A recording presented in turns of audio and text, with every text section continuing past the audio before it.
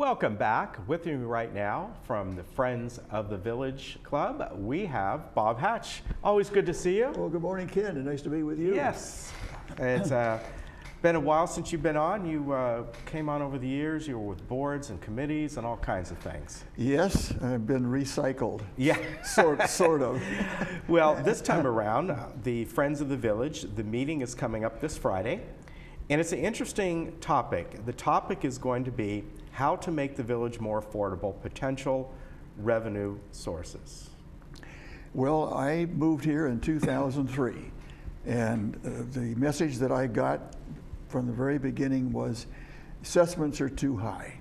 Mm-hmm. And you know, today, that still is, the assessments are too high. Right. We have issues here and there that get resolved, but this is one that seems to have persisted over the many years. Yeah. And it's time to explain why costs are going to be what they are, and if there are alternative sources of revenue, then why not examine them?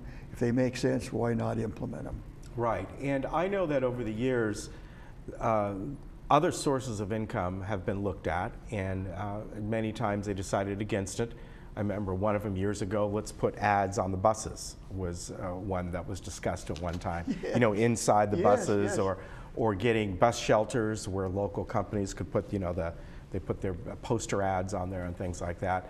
But things like that at the time, they didn't want. You know, they looked into it and they said, no, this is not something we wanted at this time. And I think that's a good point, because sometimes an idea that may have been rejected at the time might be suitable and acceptable, you know, down the road. And so that's kind of what our program is on Friday.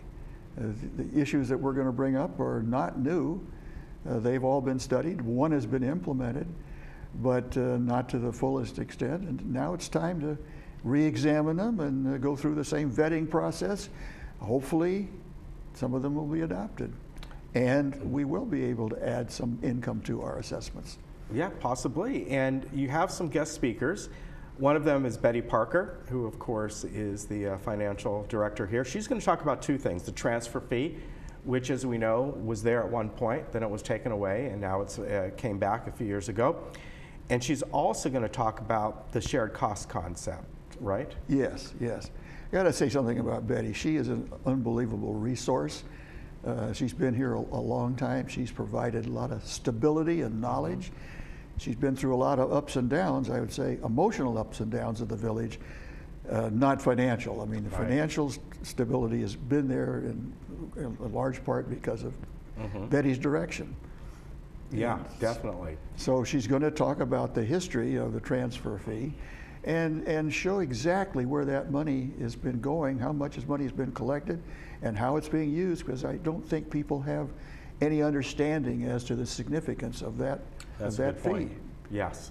And then, of course, something that's always been a kind of a hot topic is shared cost. And there are people that probably are for it. Some people would like to see parts of it change. Some people really know about it. Other people who may be fairly new to the village are like, well, what is that exactly? I think that the shared cost is probably the most misunderstood of all of the features that we have in the village. Shared cost is a moral responsibility as well as a legal responsibility that we all have when we live in a community like this. But it's a matter of how costs are shared. And it seems to me to be important that there be some rational way between the distribution of costs between the members at large and people that use the facility. And there is none.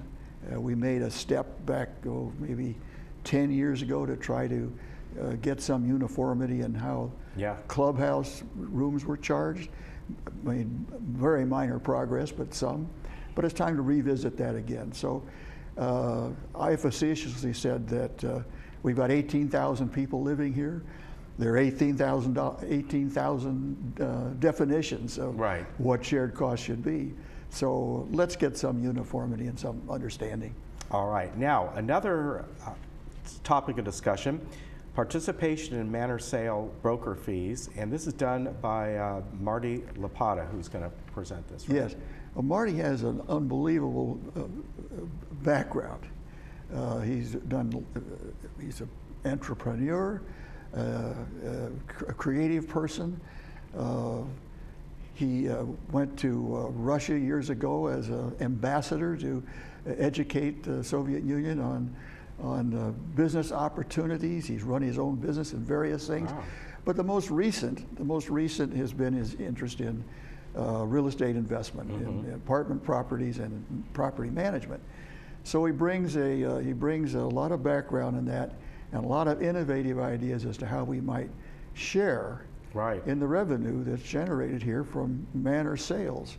And I want to say that it's a way of we providing services that the real estate agents and brokers would welcome, because it would make their jobs quicker and easier and be willing to share.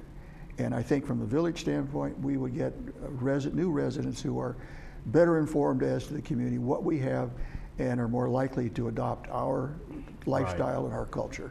Very good. Now, another hot button issue that I know from over the years, Bert Muldo is going to talk about this, income from vacant or underutilized land. And of course, over the years, people have looked at right off El Toro here, right by Home Depot area. And you have that big area there that's sort of a collection basin, so to speak. And then there's the other area on the other side of the stables. And that's been looked at on and off, even the behind us here.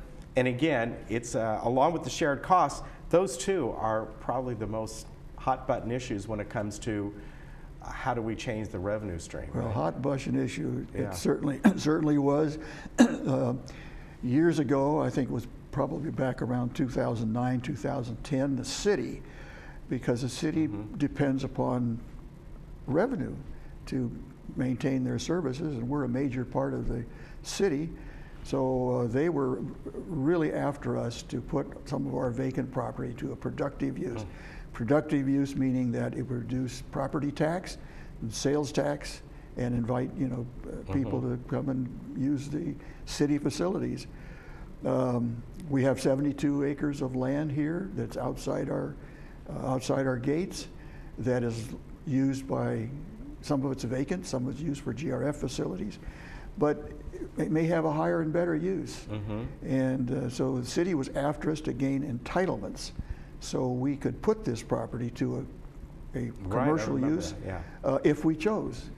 It wasn't mandatory that we do it, but without a plan approved by the city and by the county, we may never be able to do anything.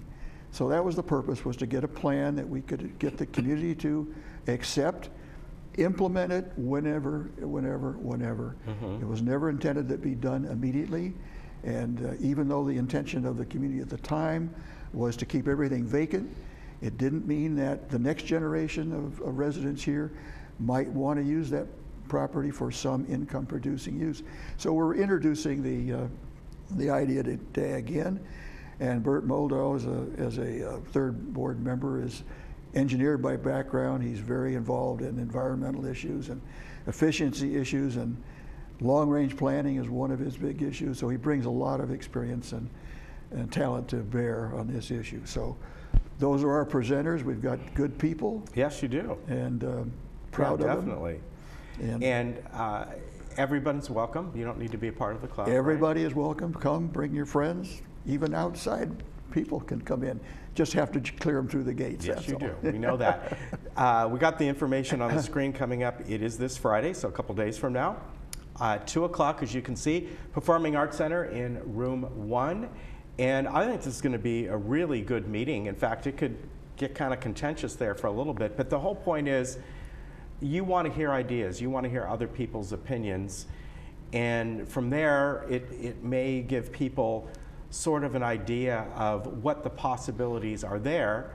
Maybe they don't agree with all those possibilities, but they'll at least know here's some different things we can look at and options going forward. I think that's well said. If you don't think about things, then they're never going to happen. So the presentations are going to be what I call teaser subjects. They're just going to get into the major point and not in the detail. They all deserve a lot of time to be fleshed out. But if you don't think about them, there's no opportunity to ever initiate them. Yeah. All right. Bob, so Ken, thank you very much. Always a pleasure. Nice to see you, and we'll see you again, I'm sure. Well, come and retire from this and come and join our become a member of the village. All right. Want to tell again, this is coming up, the Friends of the Village meeting at 2 o'clock Friday, and that is going to be at the Performing Arts Center in room 1. You're all invited. We'll be right back. Yeah, it's going to be a good time.